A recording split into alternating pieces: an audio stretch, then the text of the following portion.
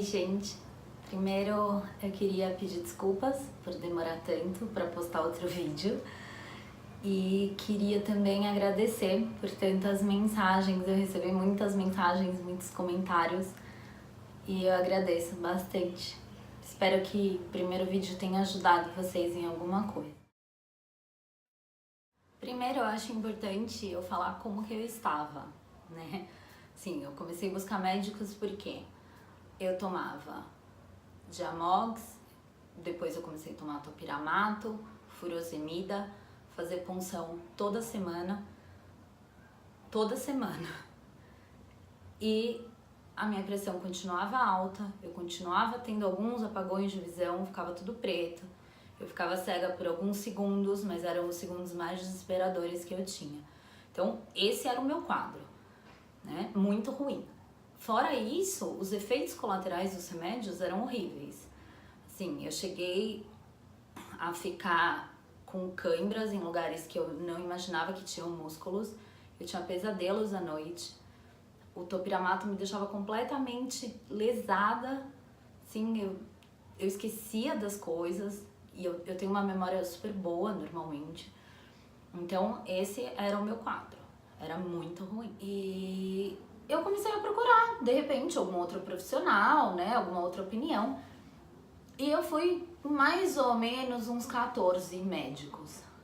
E aí eu ouvi algumas coisas iguais, que eu já tinha ouvido, né? Tratamento com medicamento.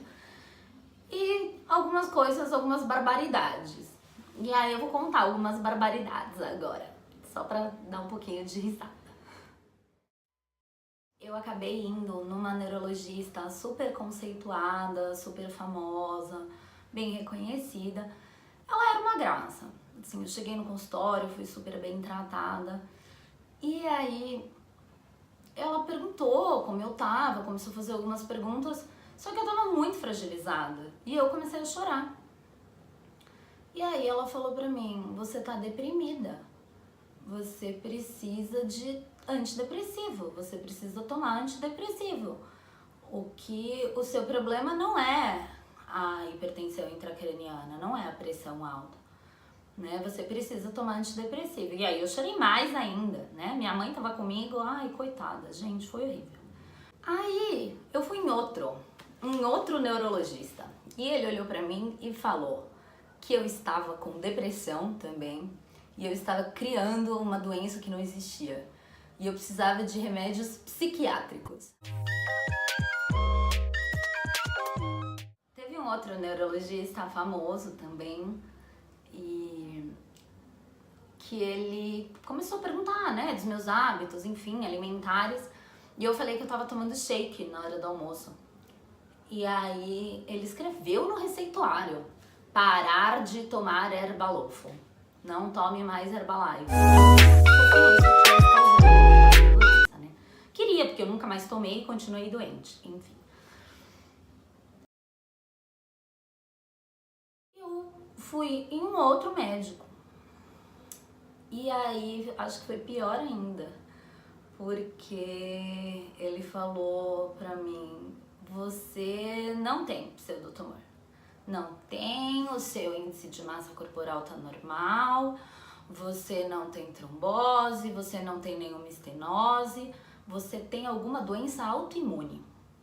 E eu saí de lá convencida que eu estava com esclerose múltipla. Eu não sabia. E aí ele me pediu um monte de exames, inúmeros exames de sangue, de imagem, eu fiz todos.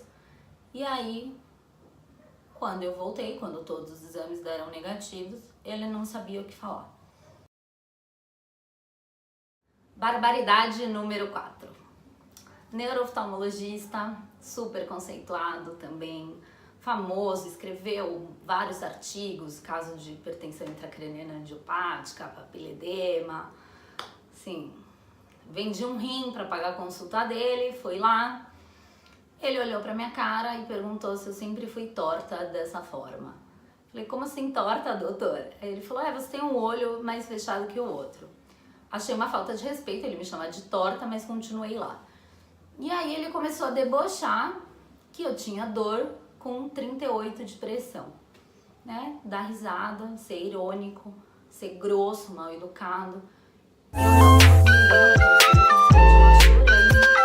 E nunca mais voltei também, né?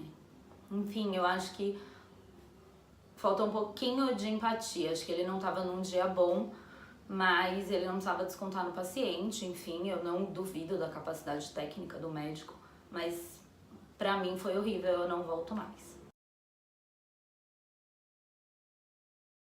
Eu acabei voltando naquela primeira médica, né, que eu tinha gostado muito, que foi uma das que me diagnosticou no hospital.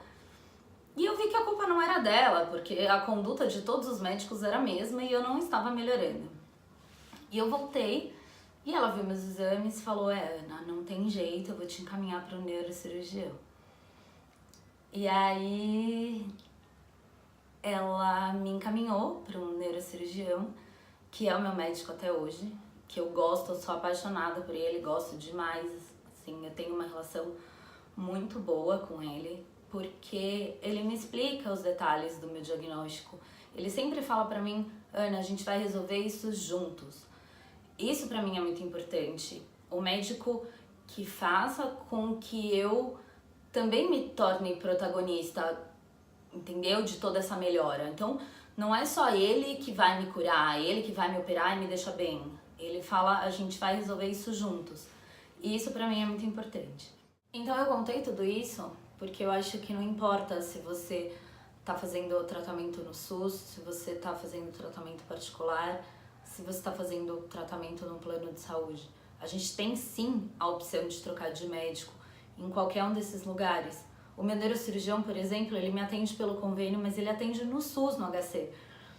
Então é importante que a gente tenha essa autonomia para achar um médico que a gente se identifique e que a gente confie, porque senão eu acho que o tratamento não vai para frente. Por mais que eu tenha feito muitas cirurgias e eu ainda não esteja estável, eu me sinto amparada, entendeu? Eu tenho uma equipe, tanto o meu neurooftalmologista, a minha oftalmo, o meu neurocirurgião, eu tenho uma equipe em quem eu confio, que cuida de mim hoje. E isso eu acho muito importante, por isso que eu falei tudo isso. Tá bom, gente? Até o próximo vídeo. Vou tentar fazer até semana que vem. Beijo.